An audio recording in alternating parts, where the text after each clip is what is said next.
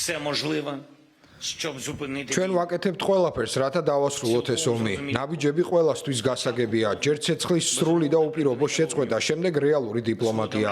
საბოლოოდ კი გარანტირებული და ხანგრძლივი უსაფრთხოება. დღეს ეს ყველაფერი არ გვაქვს სწორედ რუსეთის გამო. ამიტომაც საჭიროა ძლიერი ზეწოლა მოსკოვზე, რეალური ზეწოლა, რომელიც შეაჩერებს სიკვდილსა და დანაკარგს. იმედი მაქვს, რომ ამის შესაძლებლობა გვექნება. ევროპაც უნდა დაფიქრდეს იმ სიტყვებზე, რომლებიც ბორის პისტორიუსმა წარმოთქვა. ამერიკასა და ევროპას შორის კავშირი არ უნდა გაწყდეს. ეს კავშირი უნდა შევინარჩუნოთ, რადგან ის ყველასთვის უსაფრთხოების გარანტიაა, განსაკუთრებით რუსეთის საფრთხის პირობებშიც.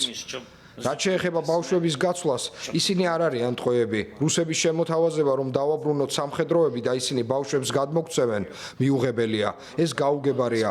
ეს შემოთავაზება სცილდება როგორც სამართალს, ისე ზნეობრივ საზღვრებს. აუცილებელია ამ ბავშვების დაბრუნება და ამისთვის საჭიროა დიპლომატიური ჩართულობა, ორმხრივი მოლაპარაკებები და საერთაშორისო ძალისხმევა. ათასობით ბავშვია გატაცებული.